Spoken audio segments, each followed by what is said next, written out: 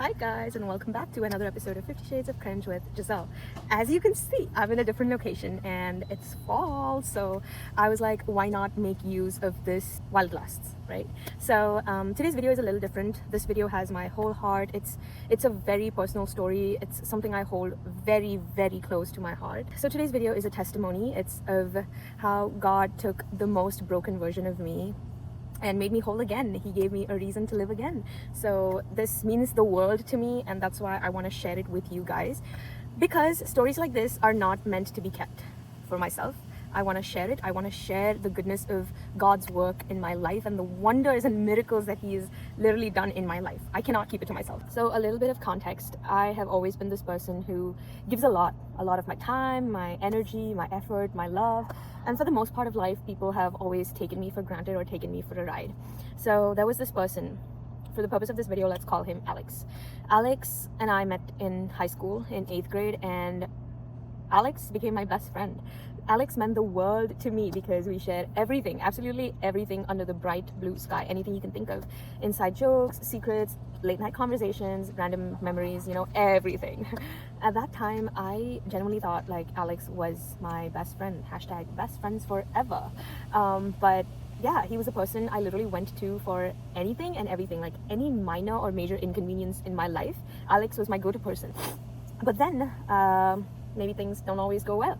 So we went off to university, and so technically now we're in a long distance friendship. And I think, when you go to different places, you obviously have like a culture shock. You're trying to adjust without your family, without your old friends. And I think that's what Alex was trying to do. He was trying to fit in within a new community. But I think he lost sense of who he was versus who he was trying to be. So that kind of caused a lot of differences between us, because then Alex found new friends, new circle. He prioritized all of that over our friendship. And I don't want to say I'm possessive because that's not the right word. However, sometimes, what I don't like is when people find a new community or they find new friends and they forget the ones who stayed with them at their worst. I think that is one of my biggest pet peeve, like people being so ungrateful. I get it that your new friends are cool and, new people can be exciting. But at the end of the day, everybody has to go through that phase where you meet multiple versions and you realize that the old ones stick with you for a reason. They have been with you at your worst. Anyways, so yeah, I still remember telling Alex back in high school, you're the last person on this list. If you leave or if you are going to be like anybody else, I am just going to lose complete faith in humanity. Because sometimes I think that you just reach a point in life where you've been through so much again and again and again that your resources are exhausted. Like I am exhausted. So I remember telling Alex that, and Alex was like, don't worry, I'm gonna prove you wrong. Okay, brother. Anyways, so yeah, as much as it hurts to say, our friendship, that long distance friendship, grew to a point that it became really toxic. And eventually I think Alex found better friends, and he found new people, and I wasn't enough. So one day Alex just decided to leave, like just break this friendship. And it did happen on a call, by the way. It wasn't a mutual friendship breakup, but it happened from his side. As much as it hurts to say, that friendship or that long distance friendship took me to a really dark place in life. When that ended, obviously I thought my world came crumbling down, because like I said, Alex was everything. He was the only person I told everything to on a day-to-day basis. And him leaving, I think, just broke me completely. It took me to a really dark place in life that I did not think I would come out of. So I still remember during that friendship breakup call, I still remember telling Alex that, you know what, I think God just doesn't exist, because I've been through shit and God only keeps putting me through shit. So this is it. This friendship breaks up, I am breaking my contract with God too. The thing is, I'm a Christian, but I was a lukewarm Christian back then. The only thing I did is blame God for my problems. But when things went well, when things went right, I never even thought about God. So how was it fair for me to blame God for my problems? And after that conversation with Alex about me going to become an atheist, I remember being in this Dudley Hall crying. After that conversation happened, something in me made me walk to St. Thomas Catholic Church. And I went there and I just knelt down in the middle, and I was crying. I broke down completely, and I was like, God, why? You knew how much this person meant to me. You knew this was like the only person I could count on in my life, and you took that away. You literally took that away. You did not even give it a chance to try. But the thing is, in that entire long distance friendship, I was the only one putting in the effort. It was like, it was a one-way street, right? So I was like, God, that one thing that I considered real in my life, you took that away from me, and why would you do that? And I was just crying and crying and crying, and I did not know what to do. I was like, God, I don't want to live anymore. And when I say that I don't want to live anymore, I genuinely meant it, because during that long distance friendship, when I say that I was in a really dark place in life, there were many times that I just wanted to take my life, and times that I even tried to take my life. And that's how bad it was. And even when I was talking to God to just like take me, I don't want this anymore, God is definitely not going to listen to that prayer. So then I was like, okay, let me change this a little bit. And I was like, God, if you're real, I'm giving you one last chance. If you're real, turn my life around and change this for me, like change me. And I don't know. And from there, after saying that prayer, everything changed. You know, that call, that friendship breakup that day marked the turning point in my life.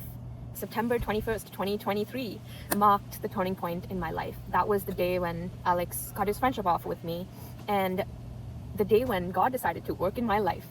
Because I still remember the girl who wanted to end her life that day. Her father heard her. Her father in heaven heard her prayer. He heard her cry. Guys, God heard me. He heard every single cry, every single tear that fell, and he changed my life completely. He changed my life in a way that today, when I look back to that day, I am so grateful that everything happened the way it did. Because if it didn't, I wouldn't have found Jesus the way I actually did. So thanks, Alex, for helping me find Jesus, I guess. I never heard a loud voice or, see some miracle right away. But I felt like this quiet peace, something that made me keep going back to church every day. I'd kneel, cry, pray, beg for strength. So days went by, months went by. If you'd been in that church, you would always find me kneeling right in the middle and crying every day, telling God, like, hey, help me out. I don't have anybody now, and all I have is you, so help me out. This is your last chance. And honestly speaking, after those prayers, like even in those months following that friendship loss, I wouldn't say it's my loss, but following that, there was so much peace I found within. Because in that friendship, like in that long distance friendship, the reason why I specify long distance friendship is because when we were together, that friendship was amazing. Okay, it was like the best thing I had in this world, but it was the long distance part that was toxic, right? So in that long distance friendship, I still think about it, and I still remember that every single day I just wanted to end my life. And even following that friendship breakup, I still wanted to end my life. But ever since I asked God for help, that thought completely left my mind.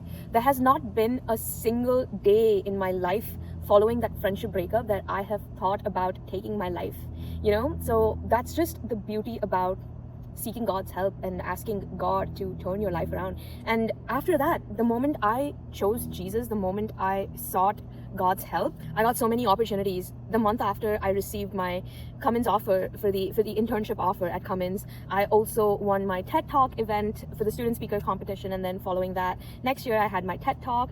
And there were a lot of things that God just sprouted in my life that he has given me that I'm so grateful for. Because I'm just thinking, if I were in that friendship back then, I don't think being in that mindset and being in that state of mind, I would have been able to do anything that I have even done so far. There's also so much joy in following Jesus that I'm trying to think. When you follow him, you start to see the world differently. If I were the same Giselle back then, 2 years ago, I think I would have had so much hatred for that person, like so much hatred to a point that I would just want bad for them. And even in that moment when that friendship breakup happened, in church, fresh from that wound, I literally asked God, please heal Alex. I would pray for him. And that's the beauty about God, that's the beauty about following Jesus, about asking him for help. When he changes you, when you ask him to heal you, he literally does that. He will change your heart. He is not going to make you a bad person. He will completely reform you. And that's what he did to me. Because going back to 2022, 2023, 2024, and 2025, I don't think there has ever been a point in my life in those 2 years that I have hated Alex or I've had resentment towards him. Like, sure, I always do question the fact that I don't know why this happened and what I did to deserve that. But that's what I question, right? And it's valid because I'm a human being at the end of the day. So, but that's about it. Because even today, 2 years from now, all I do every single day is still pray for Alex, and just pray that he is okay, pray that he's happy, and pray that he's doing well in life, because I'm not going to get anything by seeing him down, or I am not going to get anything by seeing him be at a bad state in life, right? So all I can do, because the thing is, I just don't understand how hating someone who meant the world to you and who once was an important part of your life is even valid. That is just stupidity, honestly, because why would you hate someone? Like, people go through phases in life, people have different things going on in life, and that's fine. They weren't in that state to give you the love that you deserved, and it's okay. It's totally fine. And that's the whole point. And this wouldn't have been me if it weren't for Jesus. Even right now, it's yet not I, but through Christ in me. So through this testimony, I just want you guys to know that you are not alone. God just needs you to go to him and ask him for help. Like, God is here. You need to go find him. There's this verse in the Bible that says God is close to the brokenhearted. And from firsthand experience, I have never ever felt the presence of that verse, or even that verse act in my life so much the way it did in 2023. I am lost for words, honestly. Like, I don't know, guys. If you've ever read the Bible, or even if you still choose to read the Bible, in the New Testament, you will see, even in the Old and the New, but specifically the New Testament, God never chose perfect people. He chose the broken ones. He chose the sinners, the lost, just like he chose a sinner like me. You know, I have committed the worst sin possible, and that is trying to take my life, the life that God gave me. Who am I to take that? And God forgave me, all for committing such a sin. I don't think I even deserve quarter of the love that I have received from God, but he still chose me. He still decided to show up for me. He still chose a sinner like me. That's all I can say. He's been so gracious and so loving that I just realized that I gave my time, my attention, and my love to the wrong people. I put my time and attention in the wrong places, when all I should have done is just given it to God. Every single person, or every single thing that I have done for the people who've left, maybe I should have just given it to God, because I was searching for love in the wrong places. I completely forgot about my Father in heaven, who loved me, loves me, and continues to love me regardless of who I am. And I have never ever been so overwhelmed by, like, my life is so full right now. I may not have everything in life, but I am grateful for the things that I have in life right now. And maybe 2 years, or the 3-year-old Giselle from right now, would have probably just been complaining that, you know, God has been this, God has been that. But he's given me everything. Things I don't even deserve. Things I am not even worthy of. Whatever he has taken, he has given it to me 5 times. So I just don't know. I don't even know how to reciprocate that. All I can do is just be so thankful, so grateful, and share that good news with you guys. There is one thing I've learned through all of this. It's that God doesn't waste pain. When you give your heart to God, he doesn't fix it. He makes it new. And I think that's the part I see in me that has so much love still for the people who've done me wrong. So much love for Alex. I just still wish him well. And even right now, even though we don't talk, even though I don't get to see him anymore, I don't know what's going on in his life, I just hope he's doing fine. And I always pray that God is with him, by his side, guiding him the way he guides me. Every tear, every pain, every heartbreak, every moment I thought I couldn't go on, every moment I thought I just wanted to end my life, God used all of that to bring me closer to him. And that's the thing, you know, that's also what I realized. Our God is a zealous God. When you prioritize something or someone else over him, he will definitely decide to step in. And that's all that I have realized through this journey of mine, that for me, Alex was like my topmost priority. I did not have anything else in life. I did not have a purpose. I did not have an identity. It was just Alex. And where was God? I only blamed God for my problems. And that's when God decided to step in. And I deserved that. Okay, I really needed God. He showed up for me. If you're watching this right now and you feel lost, broken, I just want you to know that I've been there. And this story literally shows you that I've been there. I've been in that place where I thought I'd never make it out of it, you know? But I'm a living proof, guys. A living proof that God can turn it all around. It doesn't have to be a day. It doesn't have to be a night. He does it in his time. All you need to do is ask. Go to him the way I went to him. In that moment when I wanted to give up on God, there was something left in me that took me to God. And I'm grateful that I did that. I'm so grateful. Probably it's the Holy Spirit. It is the Holy Spirit. And I'm thankful that, you know, I went to God, begged him for help, and asked him for it, because I wouldn't have been here if I'd never asked him for help. All you need to do is ask. He's closer than you think he is. He's right there waiting for you to come home. There's this parable in the Bible that Jesus leaves the 99 just to find that one sheep. What makes you think that he is going to abandon you when you go to him? He wants you. He literally wants you. All you have to do is go to him, ask him for help, tell him you're sorry, and that's it. That's all it takes, guys. That's all it takes, because our God is a miraculously loving, living, gracious God. If he can work in my life, there is no exception for you. He will work in yours too. But all you need to do is reach out to him. You need to seek him wholeheartedly. And one exciting thing out of that story is that because I had a very, brutal past, I decided to start a new life, and all of this just drew me closer to God, that I decided to get baptized. And tomorrow is a really big day for me, because I am getting baptized, and I don't know how to express that happiness, because I'm just so content in life that I still think about it, that even when people left me at my worst, Jesus chose me. God chose me, a sinner like me, and the least I could do is devote my life to him. And that's what I'm doing. So by the time you see this video, I think I'd probably already be baptized, but I want to talk more about my baptism journey too, and what led me to my baptism. This story is a part of what led me to my baptism, but there is more to it. So I will talk about that in my next vlog. But that's my story, a part of my story, but a major part of my story. It's a story of how God took a broken girl and gave her a new beginning. Thank you for listening. I hope you've made it this far if you did. I hope that God continues to work in your life the way he did with mine. And if you're in a dark place in life, just reach out to him. Don't give up.